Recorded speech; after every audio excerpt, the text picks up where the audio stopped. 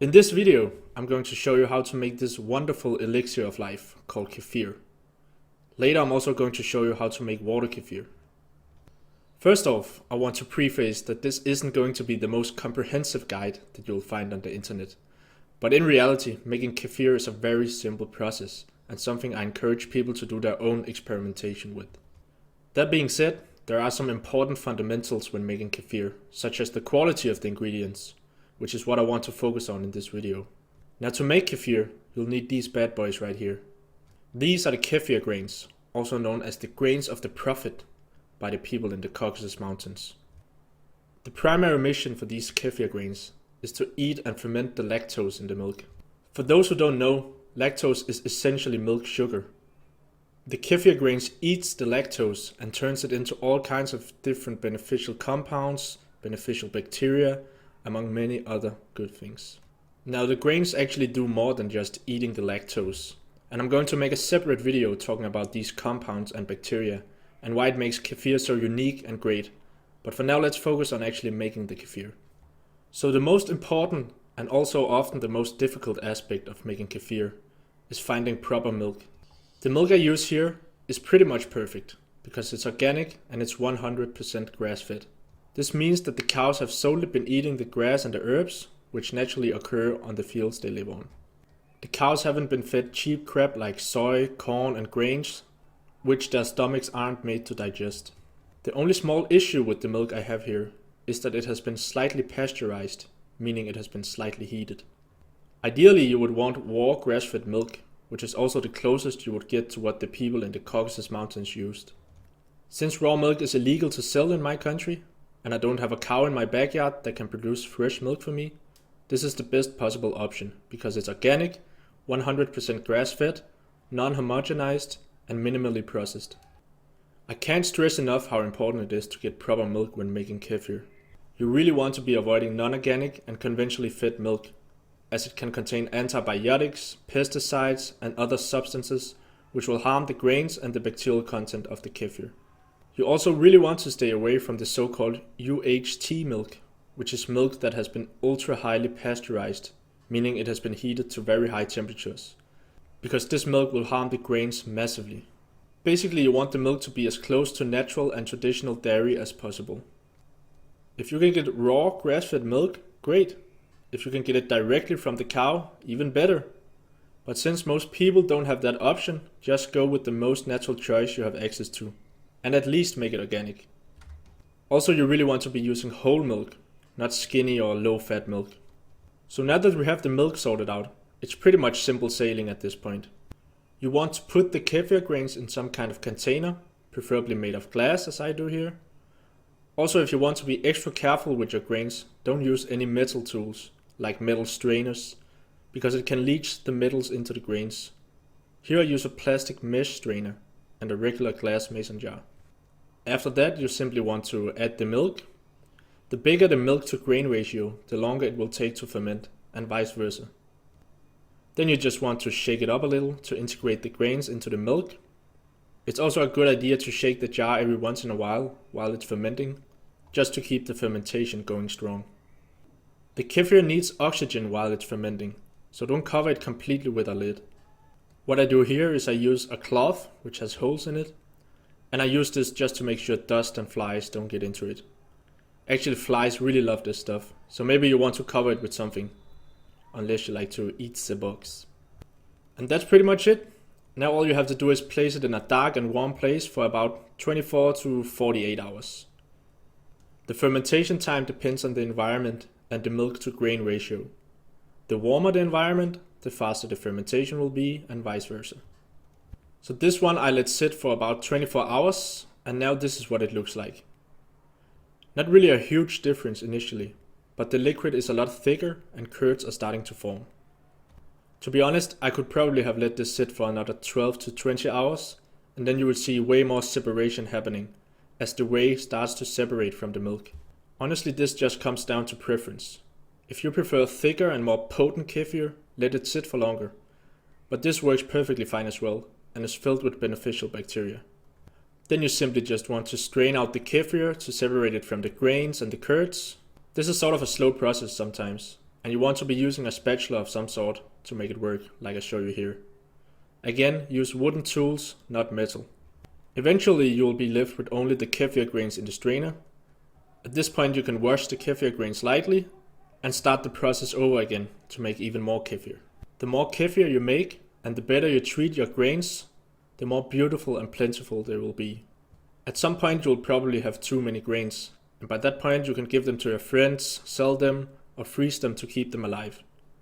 If the grains are not in milk, they will starve relatively quickly. And here you have the finished product, 1 bottle of kefir. You can drink this on the spot, put it in the fridge, or leave it at room temperature, it really doesn't matter. The bacteria will continue to ferment the kefir and will die out in about a week. The fermentation process is slowed down in cold environments, so if you want it to last longer, put it in the fridge. So now let's take a look at how to make water kefir. Water kefir is very similar to milk kefir when it comes to nutritional benefits. Milk kefir has slightly more bacterial strains, while water kefir can have slightly more vitamins and minerals, depending on how it's made. Both are absolutely great additions to any diet. Water kefir is also a little more complicated to make than milk kefir. However, it really isn't rocket science. Water kefir is separated into 2 cycles, called the first fermentation and the second fermentation. The first fermentation is very similar to that of milk kefir, but it uses different grains and they feed on sugar water instead of milk. The second fermentation is where things get interesting, and this is also where you have a lot of room to experiment. In the second fermentation you can add fruit and you can add fruit juice, you can add other things too, and these things are going to improve the nutrition and the taste of the kefir. The second fermentation also adds natural carbonation to the drink, and honestly it just makes it really delicious, almost like a healthy soda. So first of all, you will need the water kefir grains. The ones I have here are some new ones I've gotten recently, which is why I don't have that many grains yet. It's also why you will see that the portions I make in this video are going to be relatively small. These things grow very rapidly though, and in a couple of months I'm probably going to have mountains of these. So first of all we want to put the grains in a jar, then we want to add in sugar for the grains to feed on. You want as much sugar in there as the amount of kefir grains. So if you're using 1 cup of grains for example, you're going to use 1 cup of sugar. It's very important that you use high quality organic sugar here. The sugar I use here is organic cane sugar, which is a very good option. You can also add more rough types of sugars, like raw brown cane sugar. The more raw the sugar is, the higher the mineral content is going to be. One thing I actually really wanted to add here, in addition to the organic cane sugar, is molasses. Molasses is very high in minerals and is very good for the grains to feed on, giving it a much richer mineral profile. If I had had any at this point, I would just simply add in half a teaspoon of it.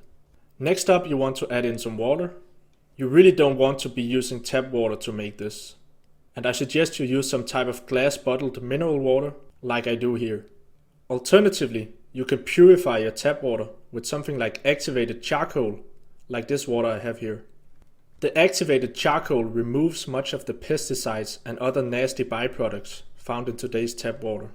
It does this through a process called adsorption, and that's adsorption, not absorption, which is something completely different.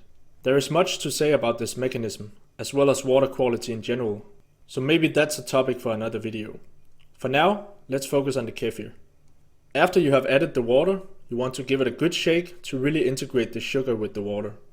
From here on, the process is very similar to that of milk kefir. You simply cover it up with something breathable and put it in a dark and warm place for about 48 hours. After this, you have your first fermentation. Now you can drink this if you want to, but what I really recommend is doing a second fermentation, because this is really going to up the nutritional aspect of this drink, as well as making it really delicious. For this, you will first need to strain out the grains, as shown here. Then you take the water kefir, which has been fermenting for 48 hours, and put in some fresh fruit of your choice. For this one, I'm using fresh organic pineapple. You can really add a lot of stuff at this point, such as berries, other types of fruit, ginger, fruit juices, dried fruits, and even vegetables. Each thing is going to add unique flavor and nutrition to the water kefir, so use your imagination. If you're going to use fruit juice, make sure it hasn't been pasteurized, which most juice is today. Then you just want to add in a little more sugar for the second fermentation to feed on. Now for the second fermentation, you're going to put a lid on the jar, because this is going to create pressure and carbonation while the bacteria ferments the sugar. Then you just mix it up and put it somewhere dark and warm for another 48 hours. Now you actually want to be a little careful with this stuff, because they can actually very easily explode if you leave them long enough. If you're really concerned about this, you can just go and let some air out of the jar every once in a while. So here I have a second fermentation of water kefir I did with blueberries and raspberries. As you can see, I cut the berries to give them more surface area for the bacteria to feed on. As I pour the water kefir into the bottle, you can see how carbonated it is at this point. Honestly, this one was absolutely delicious, but it was still a little sweet, which indicates that the bacteria didn't get enough time to eat all the sugar. This isn't necessarily bad, but if you are worried about carb or sugar consumption, let it sit for a bit longer, and it will be a naturally sugar-free probiotic soda, filled with B vitamins, minerals, and vitamin C. So this was how you make dairy and water kefir. If you want to learn more about the amazing benefits and nutritional aspects of kefir, look out for my next video, where I will dive into all the different nutritional aspects of this magical drink. Until then, enjoy making kefir.